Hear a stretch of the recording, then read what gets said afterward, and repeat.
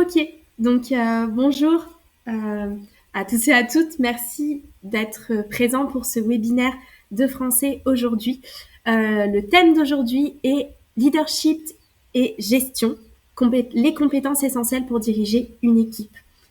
Donc, on va discuter ensemble sur ce thème. Voici les différents points, le sommaire de notre webinaire d'aujourd'hui. Donc, nous allons d'abord voir les compétences essentielles pour diriger une équipe. Ensuite, nous discuterons des conseils pour un leadership et une gestion efficace. Et ensuite, quelques conseils pour améliorer le leadership. N'hésitez pas, si à un moment vous avez des questions, vous pouvez bien sûr les envoyer dans le chat.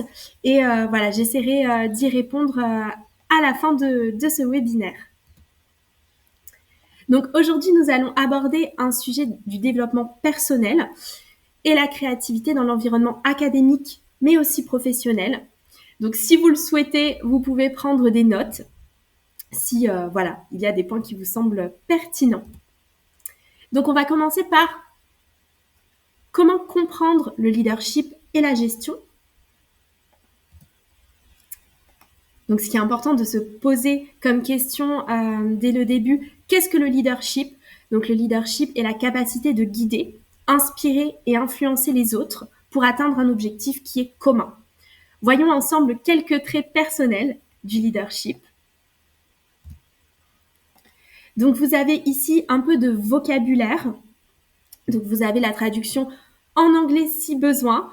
Donc quelques traits du leadership, l'intégrité, la confiance, l'empathie, la résilience, être visionnaire, avoir des responsabilités, être responsable, avoir du charisme, de l'humilité, avoir de la créativité et savoir s'adapter à différents contextes, à différents publics, à différents problèmes.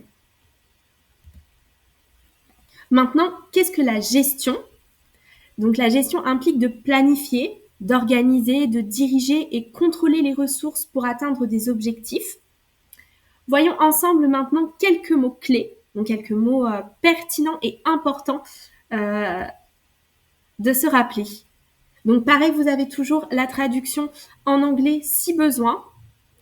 Donc la gestion, le leadership, l'organisation, la stratégie, la planification, la prise de décision, être capable de prendre différentes décisions en fonction du contexte, l'exécution, la coordination, la surveillance et la supervision.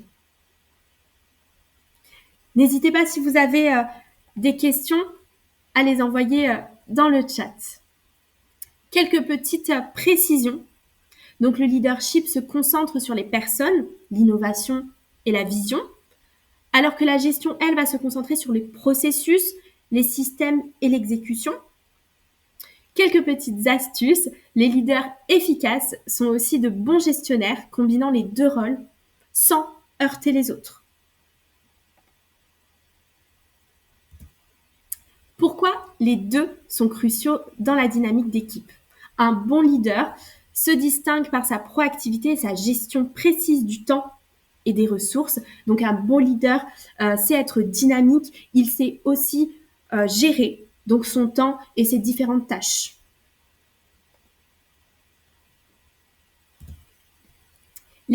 Voyons maintenant ensemble les différentes compétences essentielles pour diriger une équipe.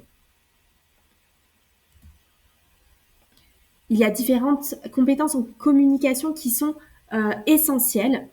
L'écoute active, les indications claires et efficaces, un feedback constructif, donc pouvoir faire un retour constructif qui permettra d'améliorer, une communication non verbale, la clarté, l'empathie et la transparence.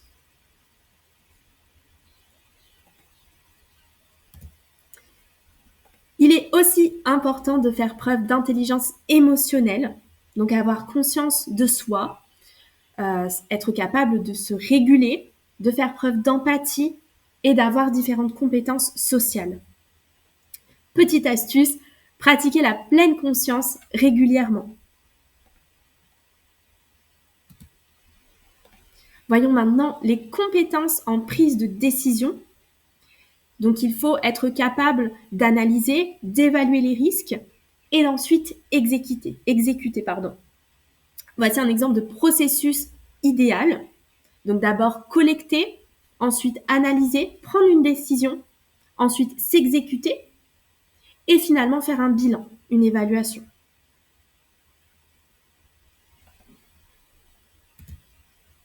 La résolution de problèmes, qui elle aussi est importante dans les différents processus, il est important de faire preuve d'esprit critique, de pouvoir analyser et ensuite de faire le bilan et l'évaluation des risques.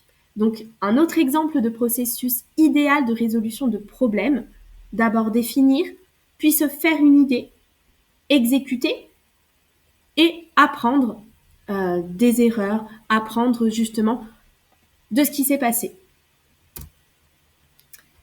La création d'équipe et la motivation est importante. Il est important de définir des rôles clairs dans chaque équipe, de construire la confiance entre chaque personne, d'encourager la collaboration pour que ce travail d'équipe justement fonctionne. Et petite astuce, il est important de célébrer toutes les victoires, qu'elles soient petites, qu'elles soient grosses, de célébrer toutes les victoires ensemble, en équipe.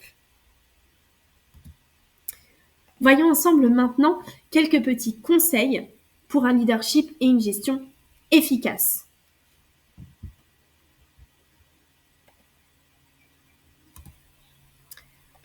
Voici une petite liste de mots pertinents et importants à retenir.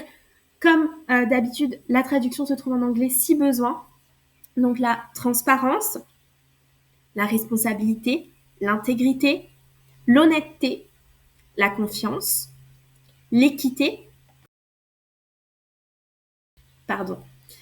l'ouverture d'esprit, la fiabilité, l'éthique, la crédibilité, l'authenticité et être capable de gérer ces différentes responsabilités.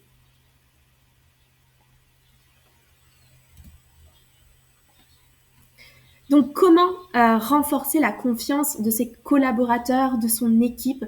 Il est important d'être cohérent, d'être fiable et d'être authentique, d'être soi-même, de rester soi-même toujours. Il est aussi important de fournir des ressources, d'encourager les idées, d'accepter les échecs. Et tout ça permet de favoriser l'innovation. Accepter les échecs et justement apprendre de ces échecs est aussi important.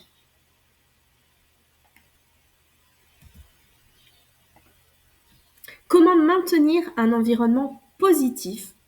Il est important de gérer les conflits, de promouvoir la diversité et donc d'être ouvert aux autres, de motiver l'équipe. Donc c'est important effectivement que tout le monde soit motivé. Et comment gérer les différents défis? Voici des exemples. Comment gérer une mauvaise communication, un manque de ressources, des personnes qui ont un moral un peu faible. Donc tout cela peut représenter effectivement différents défis et il est important d'être à l'écoute, d'être attentif et de pouvoir justement en discuter. Donc pour un leadership éthique, il est important de promouvoir l'honnêteté, l'équité, la prise de décision éthique. On parle ensuite de culture du feedback, donc de faire des retours constructifs. Donc, cela permet d'encourager les retours constants pour la croissance. Et justement, pour que chacun s'améliore, faire un retour constructif est important. On va voir ensemble maintenant quelques petits conseils, justement, pour améliorer le leadership.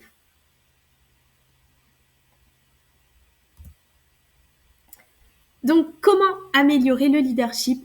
Il est important de développer, donc comme on l'a dit précédemment, l'écoute active, maintenir le contact visuel et ne pas justement regarder partout, montrer de l'intérêt, reformuler aussi les différentes questions, les différentes phrases et éviter d'interrompre ou de juger. Toujours dans cette question d'être ouvert, attentif et motivé. Il est important aussi d'encourager la collaboration. Le travail d'équipe est toujours très important. Valoriser tous les membres de l'équipe tout en leur donnant de l'autonomie. Donc ils ne se sentent pas non plus jugés tout en étant chacun autonome dans leurs responsabilités. Il est important aussi de confier des tâches selon les forces, reconnaître les efforts de chacun.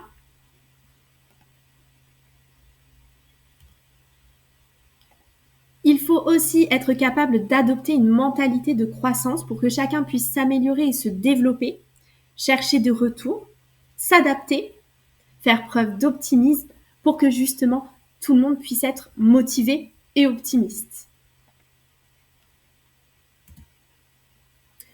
En conclusion des différents points qu'on a vus, des différentes petites astuces et des différentes parties, le leadership et la gestion ne sont pas seulement des rôles, mais plus particulièrement des responsabilités pouvant transformer une équipe et atteindre des objectifs communs.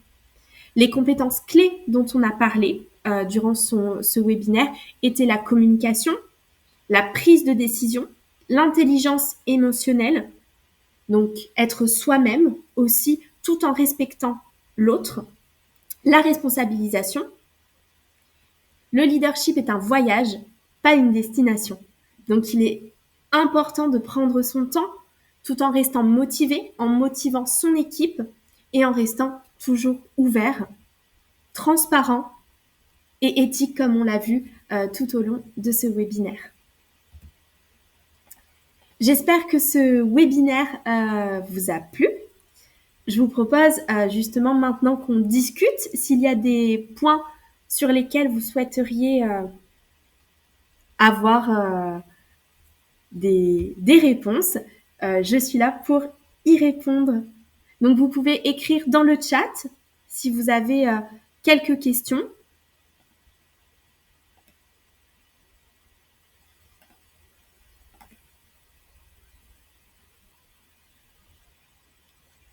Pas de questions?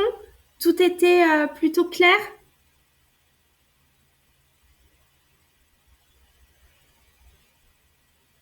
Ok, ben, Oui, une question, bien sûr.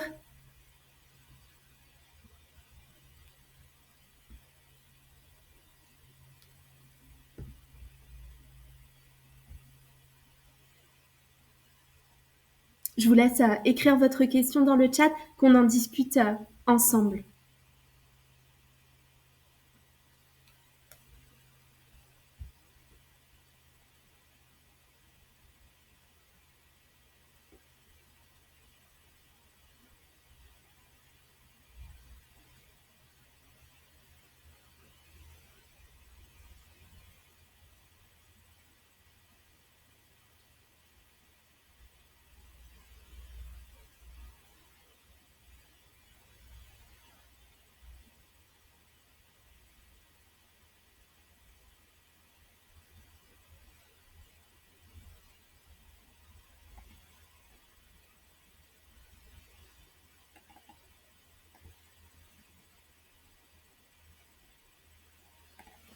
Je n'ai pas encore reçu votre question. Je vous laisse l'écrire.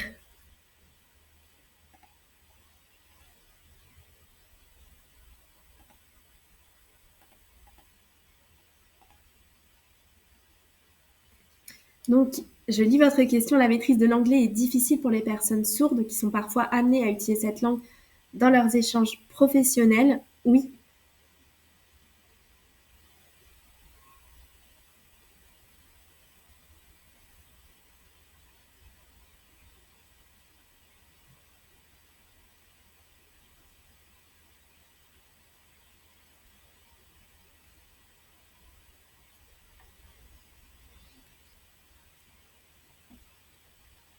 Donc, votre question est comment justement aider ces personnes pour qui l'anglais est difficile?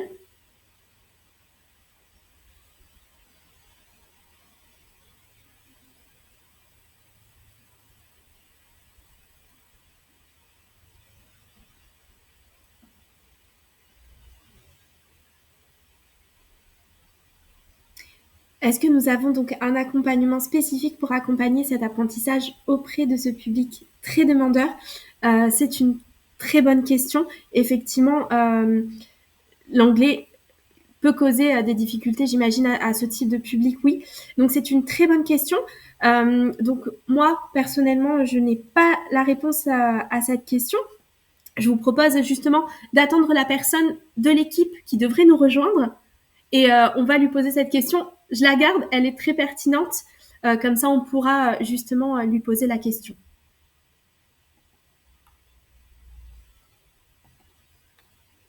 Est-ce que vous avez des questions justement sur le webinaire en lui-même?